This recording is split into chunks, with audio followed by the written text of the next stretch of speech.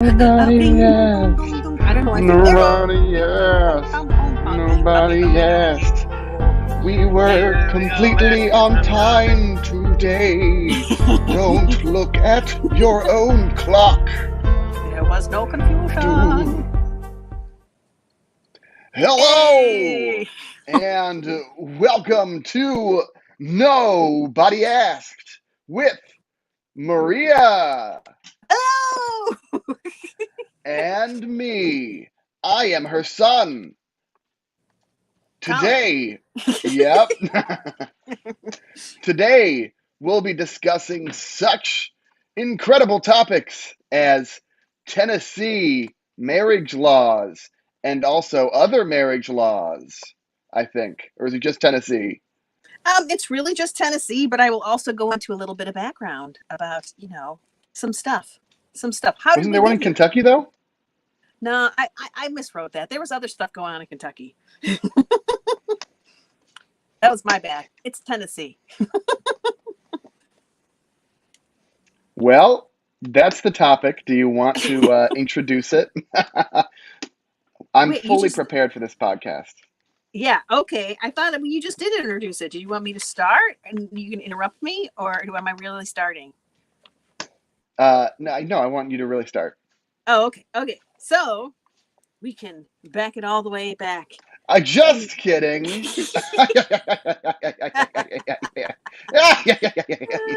Perfect. Wonderful. Yeah. Today's episode is sponsored by the IRS. You didn't forget about us, did you? You got to do taxes like real soon. And are you married, right? Or Yes. do you regret that whole weird stance that you took when you were younger, where you're like, oh, marriage is a sham, it's just a religious institution. And now you're losing like several $1,000s a year because you won't do it. Interesting. Interesting.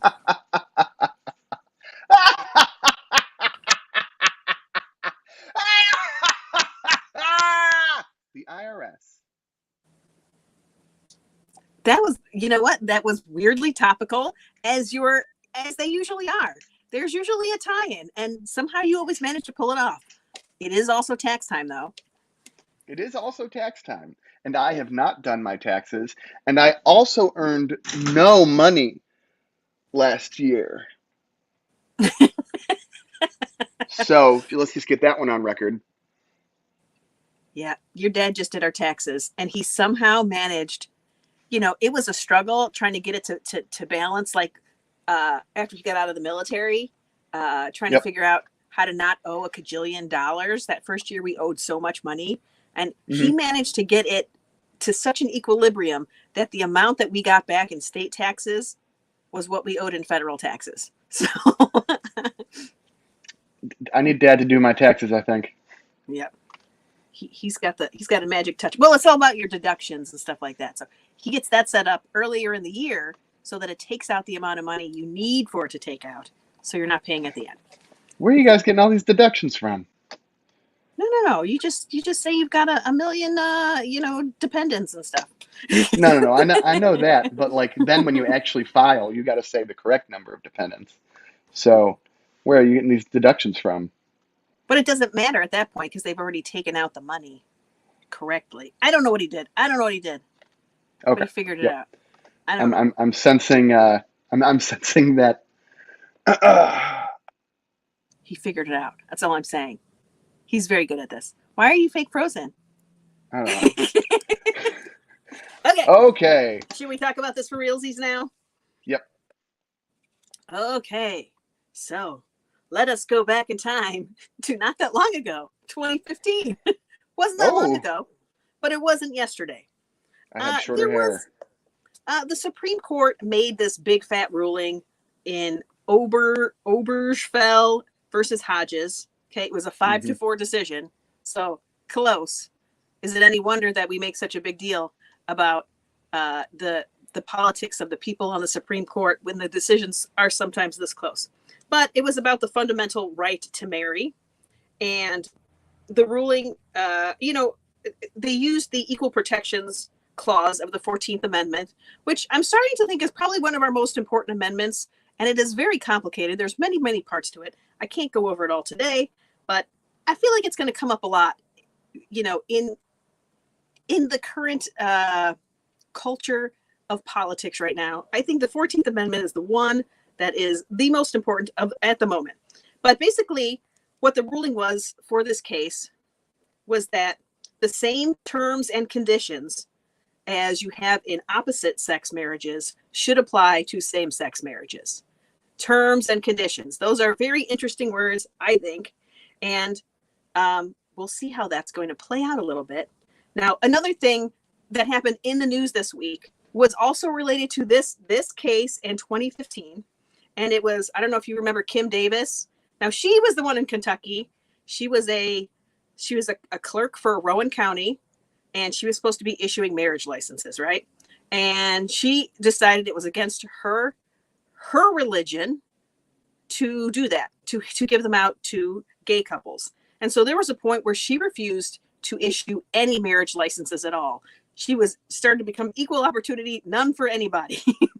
And so she got sued. I can't hear you. You're muted. I said that's kind of interesting. Yeah. So she ended up getting sued by both same-sex couples and also opposite-sex couples because of that. Because she wasn't handing out marriage licenses. She was just deciding nobody gets any. And do you want me to load that up? You do as you please. Just bringing up images. Oh, okay. Yes, this one.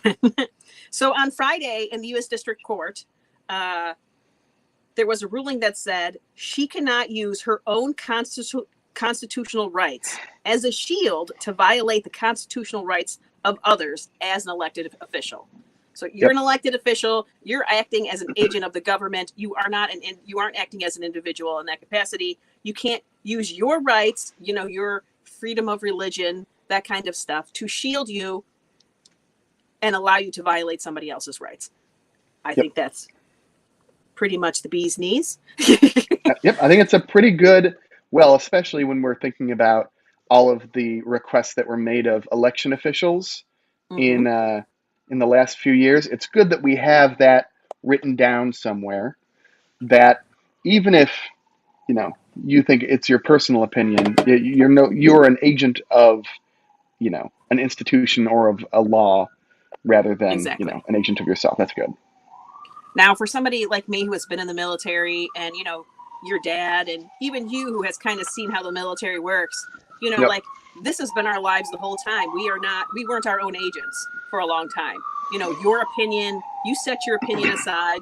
You don't blast it out there, certainly while you're in uniform. This is just the reality of that. You have to be quiet sometimes when you are acting on somebody else's behalf. We see that, with employers, even on regular jobs. Like, they don't want you being, I don't know, let's just say racist, because that's an easy one, while you're wearing their uniform. Right? Yeah. It's, it reflects badly on them. It's all related. While that one is slightly different, when you're a government official, you're acting as in that capacity. If you can't do that, you shouldn't be in that role. Okay. Now let's race forward to today, even though that ruling happened Friday. So that was very recent. They finally had a ruling on something that happened in 2015. Okay, so Tennessee introduced this bill, HB 233, and it's called the Common Law Marriage Contracts. It was specifically designed to exclude same-sex couples. And it's interesting. So they're saying, okay, yes, we issue marriage licenses to gay couples. But if for religious reasons you feel like these people getting married somehow affects your marriage as, a traditional cis couple, then we'll give you this other option, which is to have this contract that you do not file with anybody. It's a common law type of marriage. There's only like 8 states that have common law marriage, but basically Tennessee is also saying, well, we'll have common law as well. We'll have these contracts that you don't file with anyone. So we're just going to have to trust, I guess, when you're trying to get your marriage benefits and all of that stuff established. I guess you're going to do that by some sort of magic. Or we're just going to have some clause in there that says if they're Tennessee and they say they're together, that's good enough for me, because you don't file it with anybody. which I also think is interesting and weird. Um, so the big controversy around this was that initially there was no age requirement in this uh, this proposed bill.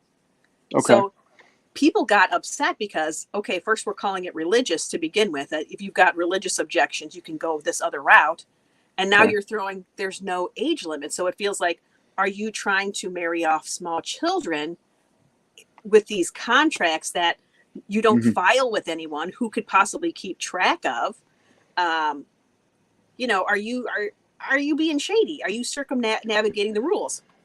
I mean, that's certainly a downstream effect of bringing this in. But is there any indication that the people that are opposing it were doing it for that reason? It really just feels like this weird kind of childish back and forth.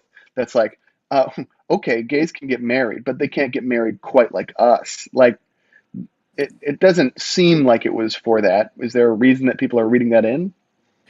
So that one I have a harder time with. I don't think that it was really about that. It was more like people recognized a loophole, but there was also this I guess people are starting to pair it up with some of these other Republican um, government officials that are not necessarily in Tennessee, but who are in those types of relationships, who uh, got married to somebody who was underage at the time or started that relationship when that person was underage. There's a lot of that happening right now. Somebody just went to jail. I didn't pull that in because you couldn't directly tie it to that, but you can see that there is a pattern of behavior amongst some conservative What? Republican. Yeah, A there's a few. pattern? Oh, I don't like that it's a pat. If you said, "Oh, well, there's this one that was found," I was like, "Yeah, well, one person can be kooky." Yeah, a pattern? No, there's more than one, but I will say they aren't related to this bill that I can see. Okay. It's just, I think people latched onto it and said, well, you're saying that this isn't something to be worried about, but look at this guy over here. He clearly was in an inappropriate relationship with this woman when she was underage, and now they're married. And look at this guy over here. He's going to jail for that. Look at this guy over Hmm. here. So it's really easy to say, it doesn't look right. The optics are weird on this, even though Yeah. I actually don't think that that's what it was about. It would be like if the Catholic Church endorsed something like this. You'd be like, "I'm sorry, but the ick that you have on you from other unrelated terrible incidents makes this not such a good look." Exactly. Hmm. Exactly. Okay, and then we will go a little further. And I'll also say that I believe April 6th, so like a week ago, they put in an amendment to this bill that was like, okay, we'll put in 18. You have to be 18, and it involves one man and one woman, because that was the other thing, is they're saying, if you don't have to file these contracts anywhere, what's going to stop you from having multiple contracts and having polygamous relationships? You know what I mean? So we've got no record. How is anybody going to prove that you have multiple marriages going on if you've got no way to do that? So I think that was the other element, I was the just polygamy so element. I feel like maybe we've skipped a step in my own mind. Now, Okay. obviously, and I can't believe I would ever have to say this, but I'm pretty anti underage marriage. I'm going to go ahead and put my stake in that claim. I'm Okay. pretty anti that. However, on the global scale, I'm confused. Why do we care about there being a record of marriages outside of that and about polygamy? Just what? Who gives a fuck? Why do we give a fuck? Well, I think it's the Why? idea that if I think it's the idea that you can marry off your children prematurely, and there's no government oversight over it, because you don't have to file this contract anywhere. So But what? who's going to know? Who's going to know? Okay, so I guess that my question is like the thing that is bad about marrying your children off prematurely is not the certificate, it's things that occur surrounding that, right? So, I mean, the loophole's bad. The loophole's Yeah. bad. But what I'm confused about is like if you without a marriage, or with this unregistered marriage certificate, married off your children, I mean, you'd still be committing an outside crime, right? I'm going to say yes. I guess it's the idea that this would be a catch, right? This is one way that you might be able to catch that this is going on.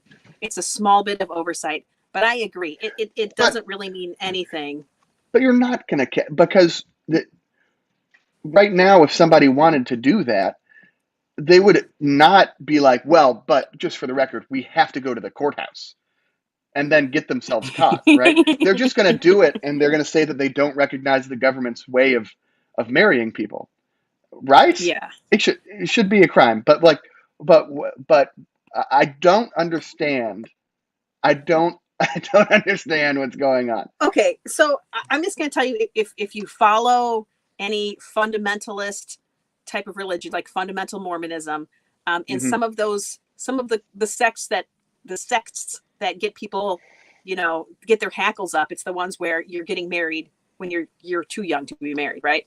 And Sure. sometimes you are put in almost like a pre-marriage, right? Like you're too young, you're too young because you can't produce children yet. So, basically you haven't had your period yet.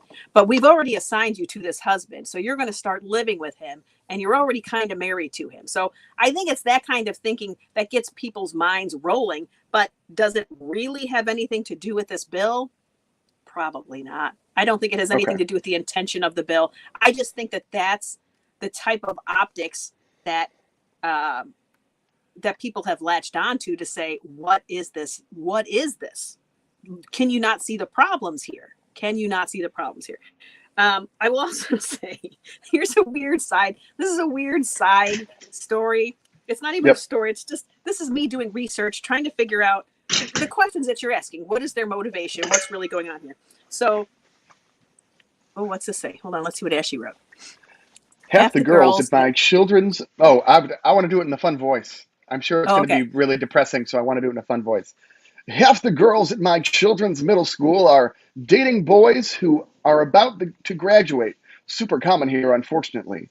I live in East Tennessee, for reference. Oh, hey, look at that. Oh, let's go, Wow. Tennessee. That is an interesting take. That does kind of Yeah. put a little bit of light and shade into this that maybe from the outside you wouldn't necessarily see. So that is interesting. So I do want to talk about just briefly. The Tom Leatherwood is the guy that proposed the bill, and what I find interesting about him is that he seems like one of those guys that's just been trying to get into government his whole life because he thinks being a bureaucrat is great and easy, and he has to do very little work to get money and power, and he doesn't really stand for anything. So, Yep. you know, uh, in 1992, he ran for state senate on being anti-tax, right? Because Tennessee doesn't have a it doesn't have a which tax does not have State tax, income a tax, state. state income Yeah, tax, state I sales think it doesn't tax. have a state income tax. I think that's what it doesn't Okay. have, is a state income tax.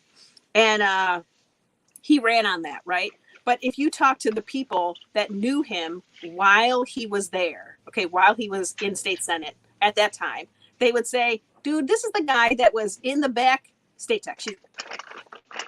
So this is the guy that was in back rooms making deals, you know, trying to get money, trying to do lobbying. He didn't care about state tax at all. In fact, when all of the people were protesting who were anti-state tax, he called them crazy. He thought that they were being nuts and ridiculous, right? When that was the thing he ran on. So, Mm-hmm. and this guy also says it was the people that were protesting that are the reason that we don't have a state tax. It has nothing to do with this guy who ran on no state taxes. But, Yep. Later on, he didn't get reelected at that point. And then he became the Register of Deeds. So I'm assuming that has to do with property deeds, right? And he did Mm-hmm. that for 18 years. And the only reason he's not doing that anymore is because they passed term limits. And so he got booted out of, he couldn't do it anymore. He had done it too long. And then the person that took his place basically said, We can't file anything right now for the next 30 days. And then I need to hire a bunch of people because we have a 14-year backlog. He didn't do anything for 14 years. It would take 246 years for one employee to scan in all of the stuff he didn't do for 14 years.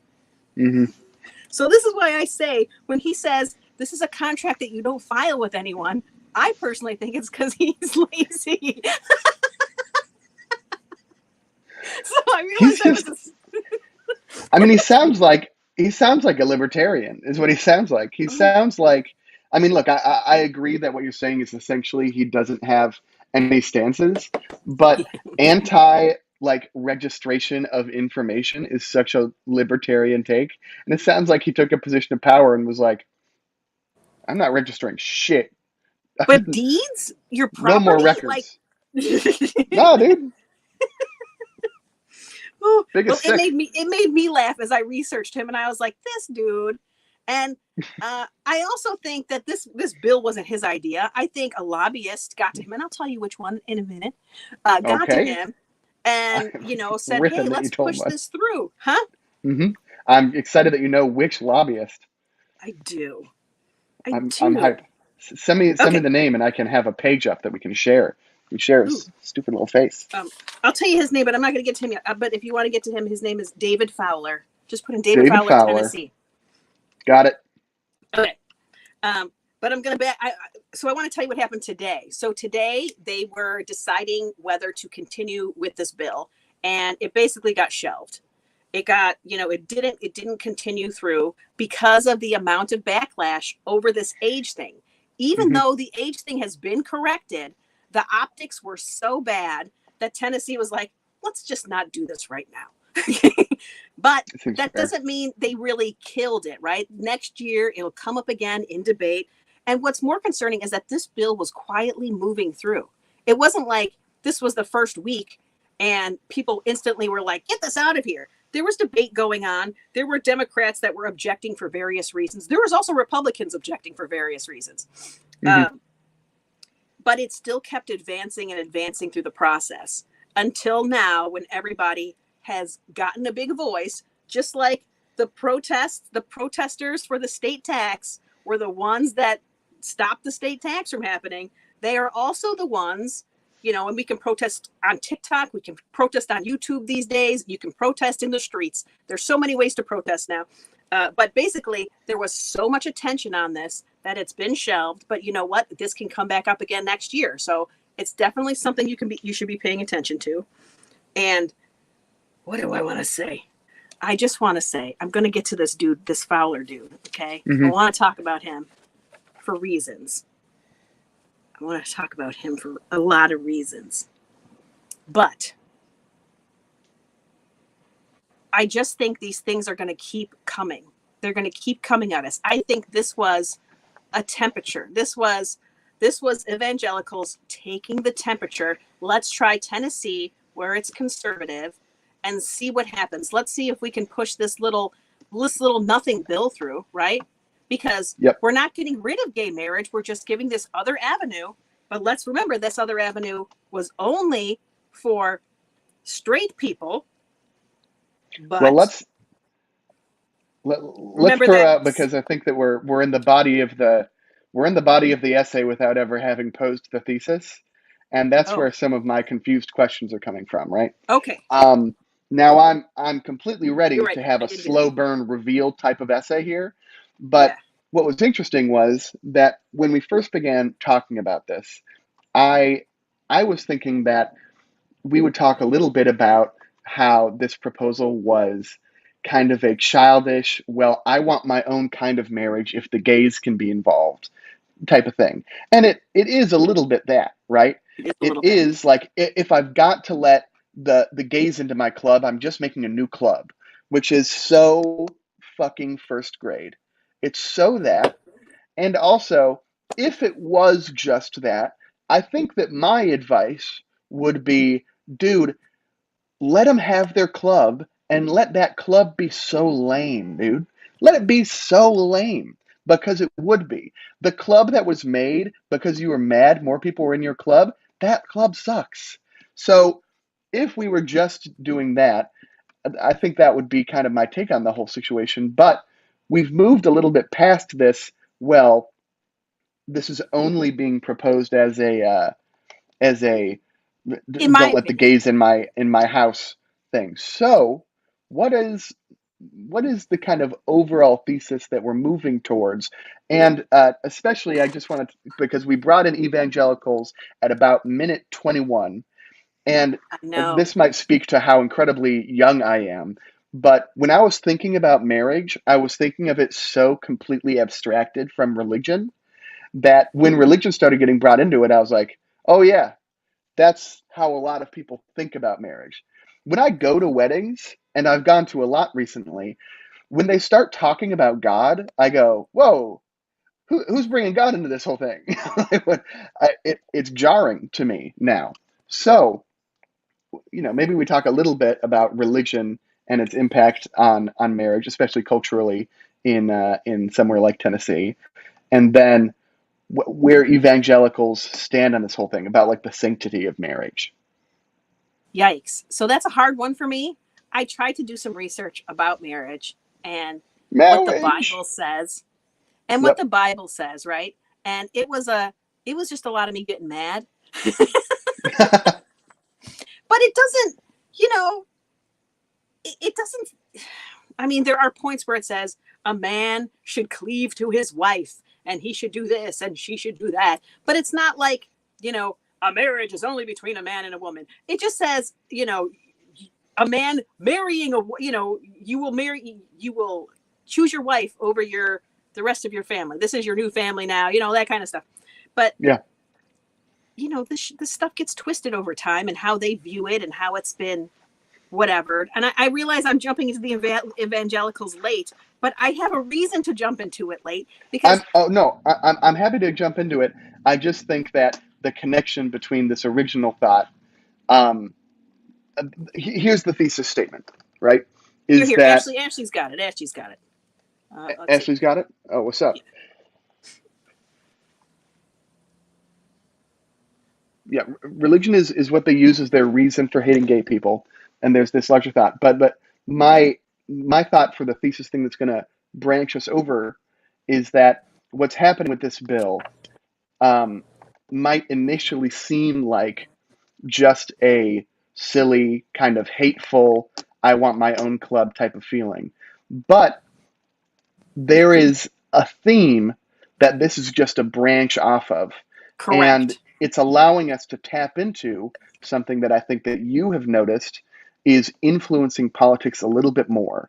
And so if you'll indulge us, audience, even though this sounds like even though this sounds a little bit like some sort of silly thing, it is a branch to a much larger tree that we're trying Correct.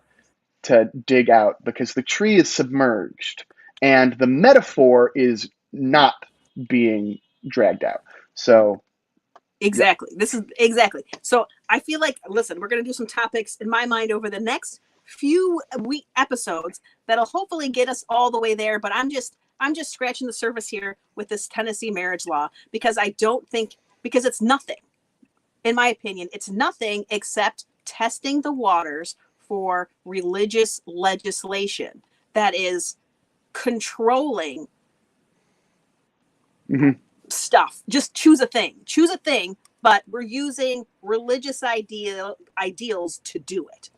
There's probably some bigger thing going on, but religion is a really easy one to use and to take advantage of people's belief system. But keep in mind, so in 2021, they took a Gallup poll and 70% of the US was in support of same-sex marriage. 70%.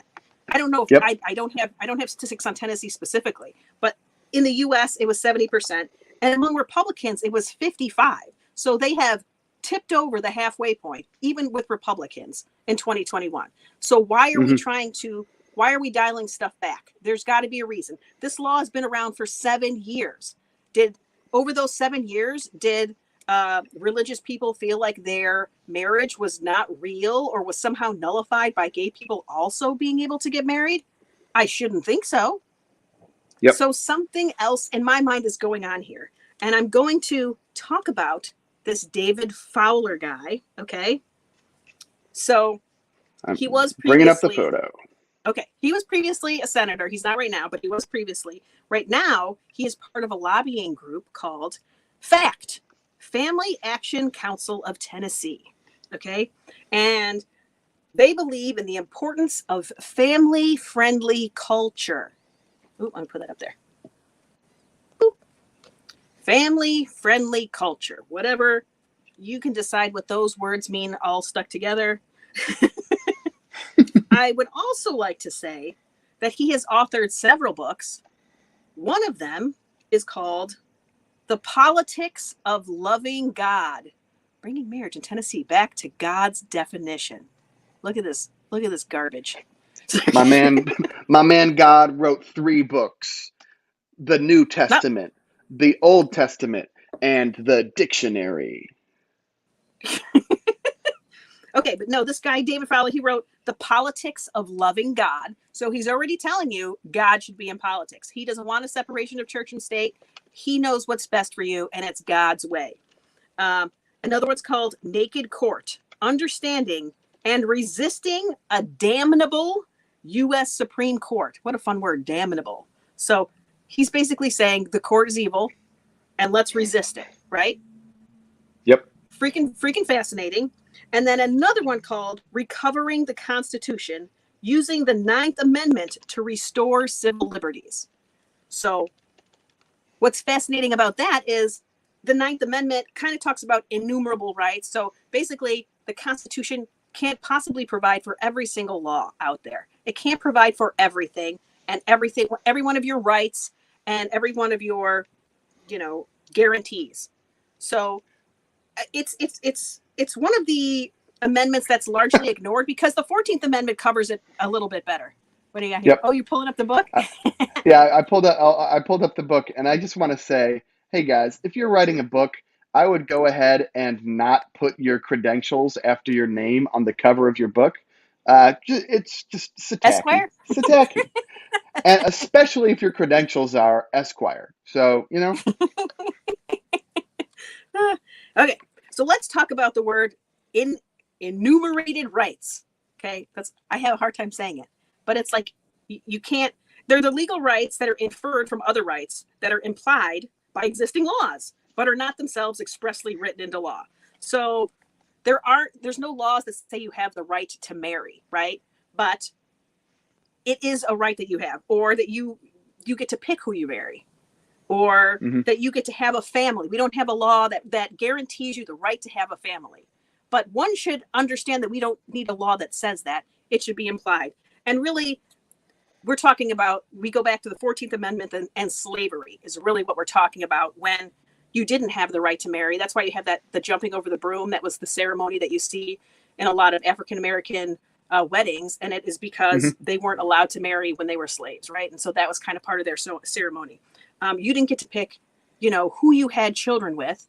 Your children were a commodity that could be bought and sold. So, if you were having children, it was because you didn't have any say about it, basically. If you were a woman or a man, they could get snatched away from you. You didn't necessarily get to decide who climbed on top of you. You had no body autonomy. And so that is what the 14th Amendment does. So it talks about enumerated rights better than the 9th Amendment does. But there's a lot of stuff in the 14th Amendment. But it talks about privileges, immunities of citizenships, guaranteed liberties, due process, equal protection. And it also says that it is impossible to enumerate all of your rights. There's no way to tell you every single thing that you have a right to in the Constitution. And so that's why we talk about this equal protection, and it comes up over and over again. And that's why it came up, with the gay marriage bill, the gay marriage bill, right? Not bill. It wasn't a bill. It was a Supreme Court decision. You see me walking around backwards like a ding dong, and it had to be the same terms and conditions as an opposite sex marriage, same terms and conditions. So that's why the problem with this Tennessee law, it's already been decided. You can't have something separate. If if a gay couple for some reason wants to have a common law marriage with their contract that they don't have to file with anybody, that should be their same terms and conditions as a married person in Tennessee if this law happened. And it goes on and on and on. And so the fact that this terrible person, David Fowler, let me tell you something he said, okay? Okay. Because he criticized both Democrats and Republicans who were against this bill, who were like, this isn't going to work. There's problems, so many problems. He said, okay, what did he say? He criticized Democrats and Republicans who believe that the government can decide what qualifies as marriage as liberals who hate liberty. Liberals who hate liberty. He hates liberty. Why are you saying that people that think that this law is ridiculous hate liberty when he's trying to tell you that he doesn't care about the Supreme Court, that they're evil and damnable, that he wants to restore civil liberties using the Ninth Amendment when he wants to do no such thing, and when he doesn't care about the separation of church and state because of the politics of loving God. So I have some opinions, basically, is what I'm saying. I'm just saying there's a lot going on, is what I'm saying, that I couldn't possibly. I find it interesting where these people draw the line on religious grounds, right?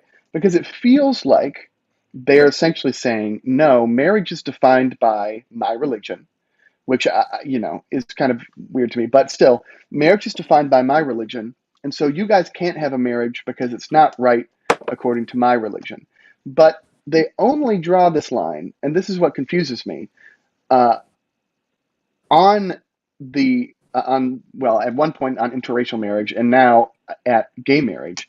But they never seem to have an issue with legal marriages among other religions that don't believe in a Judeo-Christian God. And it's like, well, it seems like you should just want it to be ultra specific and ultra religious specific, but it's just the gender thing. And I don't understand where they draw the line on that. It's like, well, a marriage is still legit if it's based upon a God I don't believe in. Yeah. But if it's a dude, jeez. Well, I have a lot of opinions about this, which I want to get into. Listen, there's a lot of stuff going on right now, right? I picked the easy one, which was this marriage one, but we've also got, don't say gay in school rules going on right now, right? We've got all kinds of abortion laws happening all over the place, right? It does seem like there's been a little bit of a new glut. There's been that abortion laws, don't say certain words, book bannings, and then this. It does feel like there's been a recent glut of weird legislation, but I'll be honest, my assumption when I kept hearing about this was just like, oh, there's a push in the media to talk about this more because bad bills get passed in every state every day.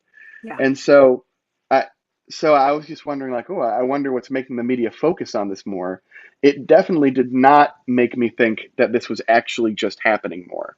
I mean, the abortion one, I think, is relevant because of the Supreme Court and their respective rulings, and the fact that I think a bunch of legislators figured out that they would be able to push the line a little bit more. Now, that one made sense. But in terms of book bannings, I hadn't recognized it as a trend in the way that I think that we're currently proposing. I think I keep saying they're taking the temperature. So we're going to different, more conservative places, and we're seeing what can we get away with? How far can we pull back progress in the name of religion, and how will people react? And so that's why I think it is important that we be shining a light on, that we are paying attention, that we are shouting, from wherever we are. Certainly better if you're shouting from the state that it's happening in, but I don't even know if it matters. Shout from everywhere, because it will eventually affect all of us if we don't, I just could not believe that we would be to this point. I'm like, there's no way. Like, I can see restricting, when you can have an abortion to a certain degree, but it just the timeline kept shrinking and shrinking and shrinking to Oklahoma just passed one where you can't get one at all. Yep. Unless it is, unless you're going to die if you don't. So, topic pregnancy, right? Unless the Mm-hmm. mamas will die. That is the only reason. You got raped, nobody cares. Incest, nobody cares.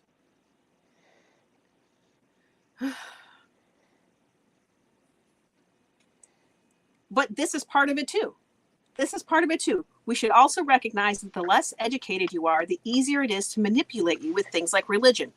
Absolutely. That's half of the point. Keep you uneducated, right? We can listen. I can go all the way down. I can just keep running all the way down about my feelings about what's really going on here. But, if you are having a child and you're not ready to have that child, right? You're going to be forced to take care of it. What happens next? That means you're going to, you might not be able to go to college. You might not be able to advance your education so that you can get a better job. So we're going to keep you at a lower level where you have to stay here as a cog in the machine. You must keep working. And we need to keep you uneducated. I just think it's all related. We want to keep you under control because information is power, and they don't want the regular people to have that power. They Yep. want to keep it for themselves. It's just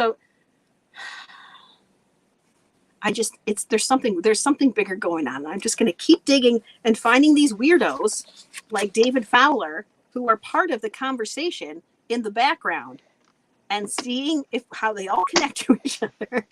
There is something bigger going on, and it has been for.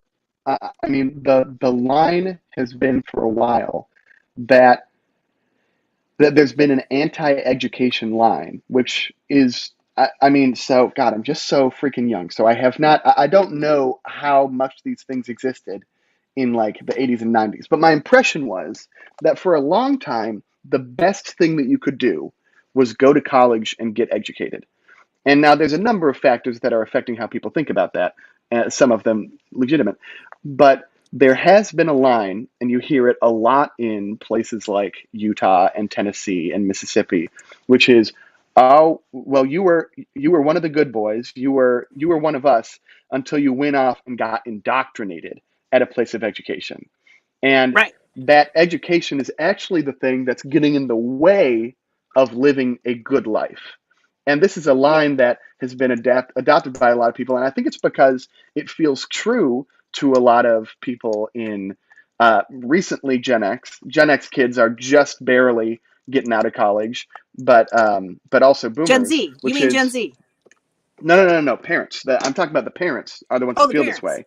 way. So Gen X parents are newly Me. their kids are yes that their kids are getting out of college, and those that were Republican are seeing their kids come out of college, and even if they're not full on fucking communists, they are much more liberal than their parents, and it's consistent. Even my friends who were incredibly Republican before college left going, I mean, well, like, that left essentially Joe Biden Democrats, which is to say a Republican in my eyes, but Joe Biden Democrats. Uh, and I so, agree with you. there is a grain of truth. Interestingly, I think I might have become less liberal, but that was because I was on Tumblr in high school. So I had more of a reaction to Utah. Um, Now the problem is that there's always a grain of truth to most statements. Not everything that this guy's saying, but there are illiberal ideas in colleges. So it's a little bit difficult to tiptoe that line because education is generally good. And also, education does generally lead to the conclusion that the best society lifts all people up, which is currently a democratic idea. Um, so those things are true. But also, if you look at a college classroom, there are legitimately forbidden lines of questioning and forbidden things to say, and you will legitimately get kicked out. So there's illiberal ideas on both sides, and then people will latch on to whichever one's convenient for their own argument. But it has been a Sure. common thread recently, which Hmm. is education is the enemy of the morality of our culture. Um, and I'm sure that's always been percolating in the background to a certain extent, But it does feel like, because of how strong the divide is between the young and the old in terms of politics, it does feel like that has now come to a boil. That kind of thought process, because the I only reason that you would become a liberal is that you've been indoctrinated. I just feel like there has been sort of an opening of the eyes, for some people, where the lie that we were told about what your purpose in life is and what it is like to be American, what's the American dream, work hard, get ahead. I think that millennials and Gen Z can see that that's not true. They watched their Not parents. anymore. It's not true anymore. Yeah, Not it's not true anymore. anymore. Yeah. Yeah, you watch your parents work themselves to the bone, and you miss your parents, right? You're like, this is all that they are. They've got no energy left for me. And they work so hard, and you see how hard they work. And then you go out into the workforce and you're like, where are these jobs that Yeah. everybody's advertising? They're a lie. They're not really hiring anybody. It's like, we raise you for a world that doesn't exist anymore. We raise you Yeah. with the ideals of the world that we lived in, and that we think that we still do, but it's not the real world. It's not the one that you guys live in. It's not the reality of right now. When somebody tells me that they worked 70 hours this week and they think that's a flex, like, look, I just worked 70 hours this week. It's like, that's not a flex. You are being taken advantage of. Your life can't just be about giving your energy to something other than yourself all of the time and your family. And the idea that the only way to give to your family is to break your body to make money to keep food on the table. It's Yep. just, it feels gross, I think, to people your age. And to me, after working at the post office, I felt it on a different level. I still had that mindset that, if they ask me to come work, I'm going to come work. Like, I never felt like I could say no. Like, you can't say no. They ask you to come in, you come in. What do you mean? I take time off. What are you talking about? That doesn't make any sense. Meanwhile, I was killing my body. You know, I I didn't get to eat on a normal schedule. What are you? You Because know I said what's post so office, am funny I in about trouble? that?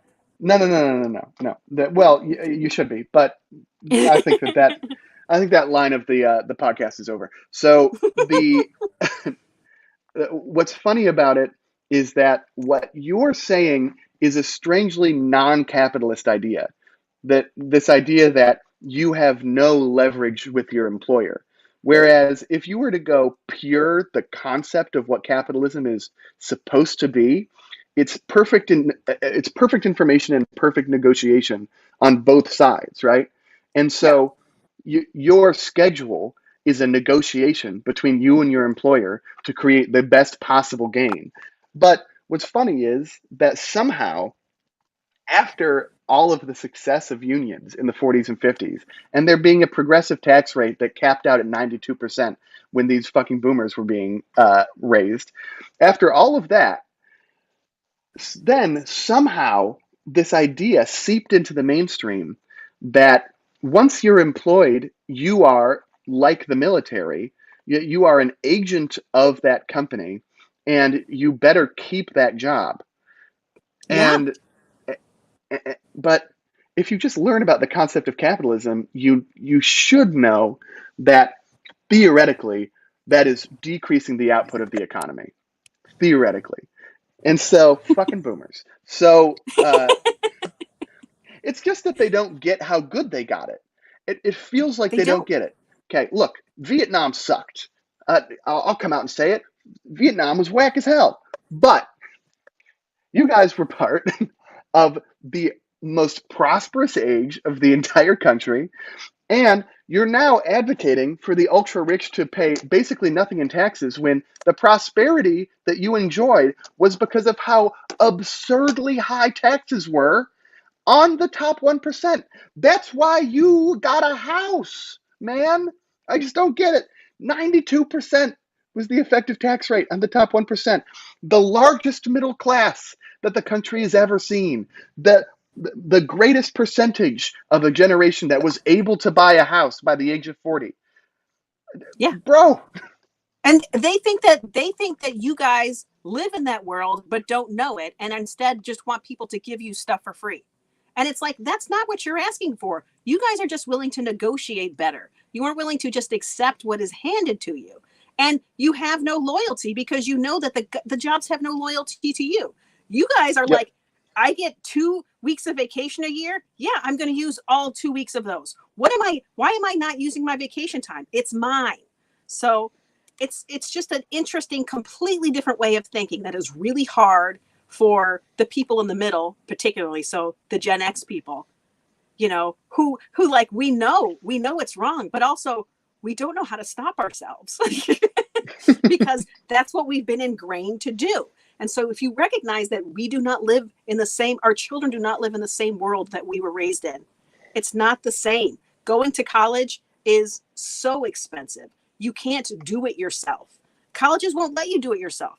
You could have not talked to your parents in 3 years, right? But they're still going to want to know what your parents' income is. So it's just, you can't, it's everything. It's just a different world. Yep. And I don't know, man.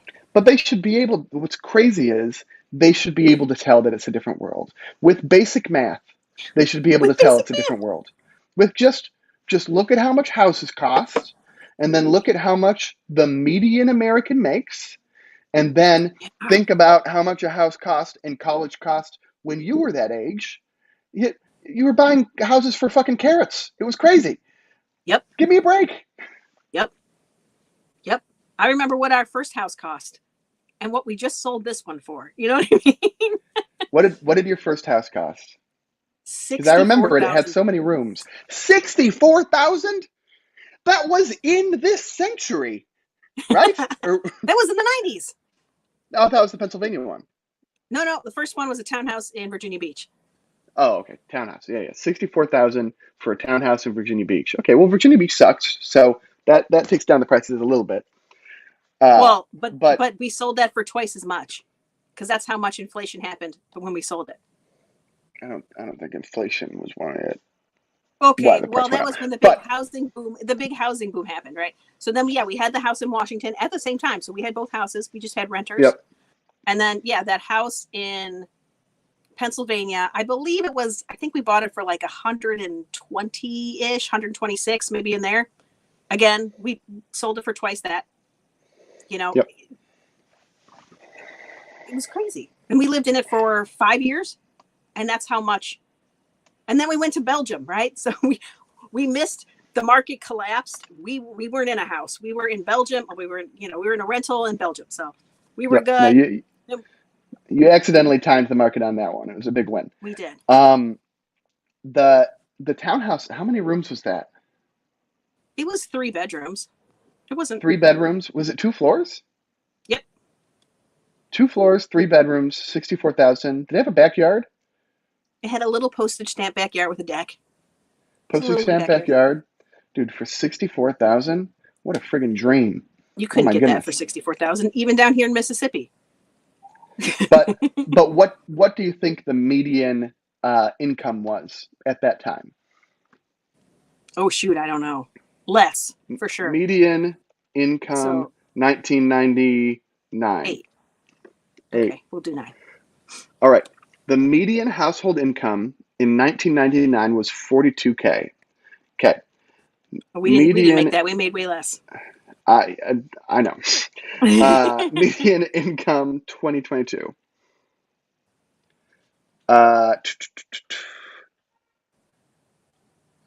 There's no way that's right. It is 70. Wait, what? So it was No, 40K then, and it's 70 now. But No. inflation is No. 64. Average personal income is 70. Median income in the U.S. is 44. The median right now is 44. Is that what you just said? Yeah. And what was it in 1999? 42. Are you serious? Is this right? Okay. So I could buy a house. So it's gone up not at all. It's gone up not at all. Yet the price of the house is exponent. I mean, it's more. It's almost 10 times more. It's not quite 10 times. It's close though. Median individual income. Sorry, I'm not looking at the exact same numbers. Oh, okay, No. okay.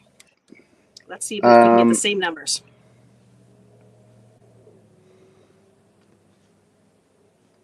No. Yeah, no, they're 39 and 44. So it's gone up 5K, which is pretty nice. I mean, that's Nothing. pretty good. Now, how much does a townhome in Virginia Beach cost now? Go find out. We were on Canadian Arch. Find out how much the same one costs. Although I would think it would be in worse condition now that it's 20 years later. Um, Are you on Zillow? Let's get on Zillow. what, do you remember the address? I think it's 2707. Could it be 3707? That doesn't sound right. Canadian Arch? Nope. It was because owner and residence Robert Wasserline on there. What? Uh, we don't live there. No. It includes past residents. Well, the last time it was sold was 2006, Mom, for 130K. So I think that was you guys. Yeah. No, that wasn't us because we would have sold it. Shoot, when did we go to? 2008. Was that us? Yeah, that was same you. people live there. But if you go to Zillow and you get Z estimates in the area? Okay. Zestimate 3707. Wait, what was it? Canadian 2707. Yeah. It was not 2707. It was. There is no 2707. Okay. They changed the numbers then. Okay, that might be true.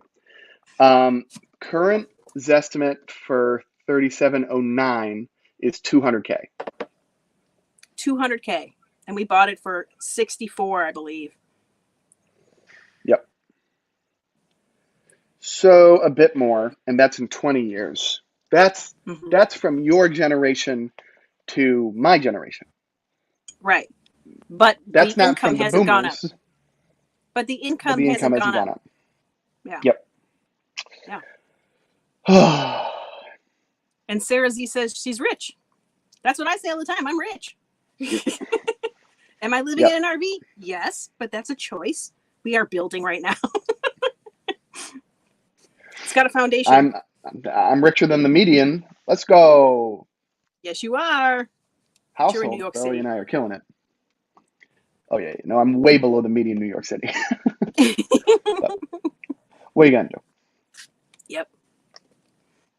Yeah. So next week, so this is definitely going to be, it's a different world. This is definitely going to be part of a series on this kind of evangelical takeover of politics. So next week, what was the subject that we were going to go over? Abortion? I think I'm gonna try to do the abortion. There's a lot of them going on simultaneously, so I'll see if I can figure them all out. So probably that one. I know I'll get hot talking about it. I'll get mad. Yep. Yeah, because I just feel like everything is an attack on women these days. That's how I view it through that lens. And why are they scared of women? I just want to know. Why are we afraid of women? It's just a lot of you. I heard the other day that, I know that you are technically a white man. I mean, you are a white man. But, that this our culture was built for white men. And so the idea that... If you say the air conditioner thing, I'm going to lose my mind. What's the air conditioner thing? Oh my gosh. It's this narrative that became popular in my office in Boston that was, oh, well, the thermostats were set for white men, and that's why women are always cold in the office. And I was just like, dude, you think that they were like, I'm going to pay more money to cool down the office just to make women cold? Bro, put on a sweater. Shut the fuck up. Of all the things to be mad about, you're trying to make... We have to wear pants. They make us wear pants. They make us wear pants, okay? And I have so many more crevices that sweat, okay? So give me a freaking break, okay? What What would you rather be wearing? Shorts, Oh, okay, shorts. a kilt, a skirt, right? You guys can wear skirts in the office. Hey, man, I'll let you put the thermostat up 2 as soon as my boss becomes cool with me wearing a skirt in the office, okay? But while I am forced to wear pants in the office, it's at freaking 69 degrees, okay? Put on a sweater. I, I actually agree with you on this one, but to me, it's because I worked in electronics, and electronics, you have to have a cool room so that your computers are not overheating. And a traditional office, there's computers all over the place. So a computer will raise the temperature of a room over time, especially when you got a whole room full of them. You need to have that air conditioning running. Yeah, you might have to put a sweater on. It's just the reality of the situation. But also, men that are sweaty get stinky and are not pleasant to be around. So I'm Facts, can okay with confirm. deferring to your hotter temperatures, and I'll wear a sweater. I'm okay with that. Even if it was a microaggression, I don't want to smell sweaty men all day long. So. Dude, also, the term microaggression can suck a fucking knob. Okay, so we're going to talk about abortion next week. I Yeah. have, hey guys, not to brag, but I'm quite rich, and I have advanced screening tickets to go see the crushing the crushing power of incredible talent. That one, the one where Nick I want to Cage is see playing that. Nick It looks Cage. so. I got advanced screening tickets, baby. It I looks got so good. advanced screening tickets. So it's at 7. It's currently 6:07, and it's about a 30-minute commute. So Okay, we'll I'm let you about know. to bounce. I am It's okay. sorry that John I was John late, Yates he's everybody. just gone live, so it's perfect. So Bada go watch bing. some John Hey, Yates. I love all you guys. I can't wait to talk to you next week. This will probably be a 3-part series on the Yep. evangelical takeover of social media. Do you want to roll us out? Do the 3, 2, Uh, 1, 30 seconds? yeah, yeah. Thank you for keeping us company, and I will sing us out in 1 second. Let's see.